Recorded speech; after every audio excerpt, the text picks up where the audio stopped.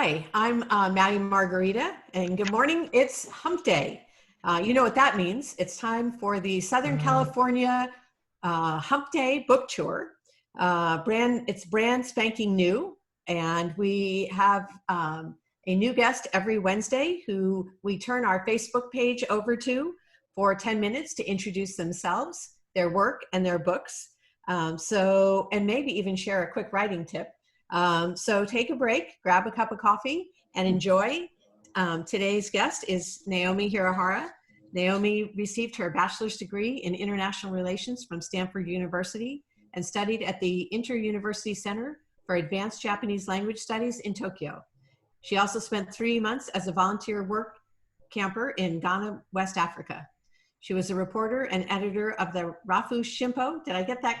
You did. Yay! During the culmination of the redress and reparations movement for Japanese Americans who were forcibly removed from their homes during World War II.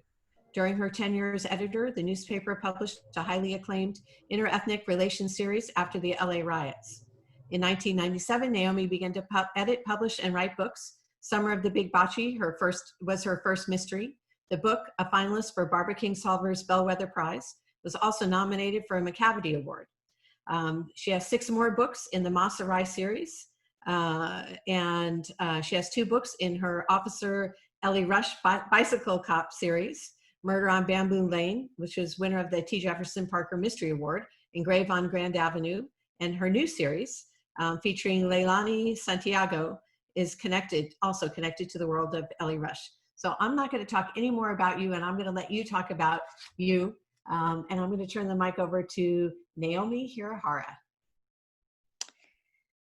Well, thank you everyone for having me.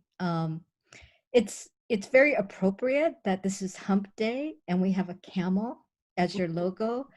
I was actually I've done improv recently. I've gotten into improv like a couple years ago. And I guess that's just a hint to you writers out there. Like sometimes you got to mix it up and I thought it would help me more with my speaking ability, but it has helped me more in terms of creativity, not to be so inhibited. So we had this improv session on Zoom just recently, and we had to give out you just throw out words, and so the word I threw out was camel. And from there someone started talking about Egypt, and then the next improv person had to, the first thing that came to my mind, and of course he started talking about Camel cigarettes and his father, and then it came to me, and then someone else talked about smoking in a very cool car. And that just, in my mind, reminded me of my father, who I said was like the coolest dad ever, and who's actually, at the heart of my Masarai series. So my dad was a gardener, and he was also an atomic bomb survivor, and probably the most unlikely, sleuth you can ever imagine. But I think that I've taught writing to young people, and many times they think about what they saw in a movie, and they kind of draw out that image, where I think they actually should look deep within themselves as well as their imagination. And instead of being so influenced by the outside media, they really have to figure out what's unique about their point of view. And it doesn't have to be something they totally experienced in real life, but something, there's reasons why we imagine certain things.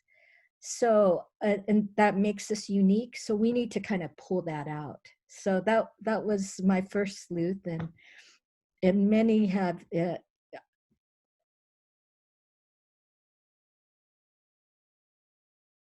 I was kind of blocked, in fact, to write a one. So it took me written a young adult, a middle grade novel, and that kind of young girl's point of view. So, and from there, most of my protagonists are like young women in their 20s, which has been interesting. So, Naomi, when you, what made you decide to end your Masarai series? I wanted, since that series was so close to my heart, I wanted it to end well. And those of us who are traditionally published, you know, many of us who write series, it's not us who decide how it ends, unless you're like a best-selling author. It's usually the publishing house. So I had 3 of them with Random House, a big publisher, but it was a paperback original. So I'm really a paperback writer. But I just,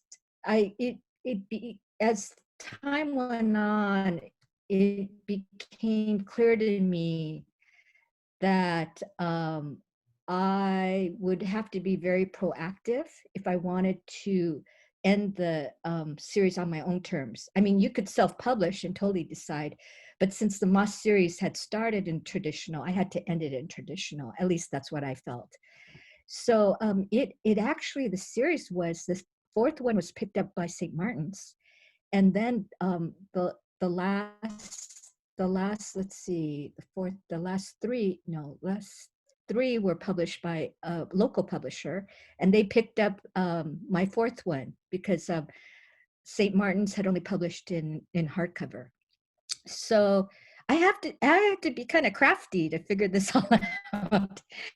But also the number 7 to me was a good number, you know, and I had organized it in my mind thematically. It wouldn't really make sense to anyone else, but in my mind, I kind of knew the subject matter and the arcs. And the last one, Hiroshima Boy, Moss, all the other books are set in the United States, but the last one, Moss returns to Hiroshima, the place where he lived as a young person.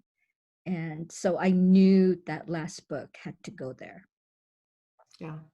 And then, then you started writing, or were you writing Ellie Rush at the same time, or did you start to write her after that? It was, let's see, it was the same time. Wow. It was the same time. You know, Walter Mosley has been one of my guides. And not only what he writes about, but I mean, he's so prolific. I'm not that prolific, but I had been and I think for writers, it's always good to kind of keep your eye on someone else who's like doing better than you, or someone's career that you wish to kind of emulate, you know. And Walter Mosley is one of those people for me, just because he is not constrained by, you know, just writing one kind of book. I mean, he mostly writes about the African American experience, but it's through science fiction. He's writing YA, you know, he's done erotica, he's done all these kind of things. And and it's not like he finished Easy Rawlings and then he went to the next one. He's doing it, you know, he's jumping around. And when I saw that, I was going, oh, I guess it's possible for me too. And since I'm not a total linear person, you know, some people they have to tie everything up before they can go to something else, you know. But my personality, and I worked at a newspaper, you know, I'm used to multitasking. I'm used to looking at many things at the same time. And for me, it's been a nice break to move to different types of projects. So I have Iced in Paradise. So what's your latest? And do you have, I heard a rumor that you have a very striking book cover somewhere in your future, and I'm not sure about that, but do you want to talk about what you're working on now? Yeah, so this is what I've been doing in the pandemic.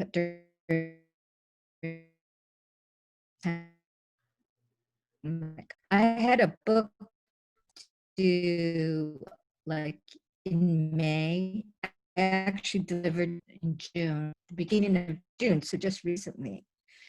and it's called, it's for Soho Crime. Yay, Soho. I love all my publishers. I wrote a historical set in Chicago, and the title of it is called Clark and Division. It's based on, it's inspired by a certain intersection, a neighborhood in Chicago, and it's set in 1944.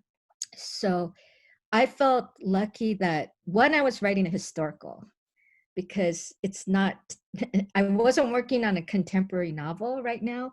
And I think during this pandemic time, it would be kind of hard to do that. So, so that was very fortunate. Although there's connections to kind of things that our nation is facing right now. And I've also have another, I'm a social historian too. I write nonfiction books.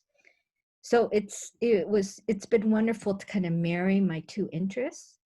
And also the protagonist is in her early 20s. So she's young, but it's in the 40s. So there's like, it's old at the same time. So in a way, I'm taking like Moss and Ellie Rush in the Iced in Paradise, it's Leilani Santiago. So the youthful energy, but they're from another time. And I was able to kind of meld those together, which I really enjoyed. So are you working on any nonfiction, or are... I'm actually, that's another thing. I was working with an older gentleman on it's kind of like a memoir piece, an as told to story. So what I would do, I did some oral history interviews with him. This is before the pandemic. And we wrote the text last year, and it's more like a coffee table book. So his father was a photographer and artist, and so that we're working on it right now, and it's really beautiful. You know, we got it from the printers, but the binding was off, unfortunately. And now that printer is going out of business. It's going bankrupt. So I don't know if that's like a function. It's an American company of the pandemic. So we're searching for, we're going to get a new printer very soon, but it's been a challenge to get something printed during this time. And the person I'm working with is older. He's in his 80s, so I can't have that much face-to-face with him. He doesn't know how to use Zoom, so it makes it difficult. But we're almost there. We're almost there. I'm glad to hear that. And we're running close to the end of our time. So maybe you can tell people where to find, or how they can find out about your events and where they can find you and your books. And we will be publishing links to your book with this bookshot. So do you have a website, or how can people follow you? www.naomihirahara.com. Very tricky. Yeah, NaomiHirahara.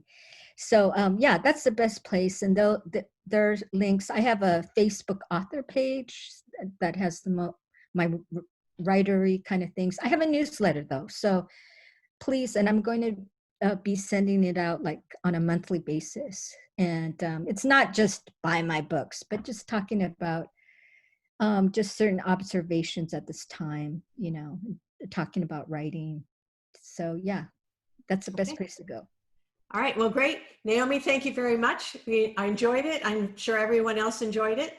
We will see you all next Wednesday for the Southern California Writers Association Hump Day Book Tour. Bye-bye, everyone. Bye. Bye.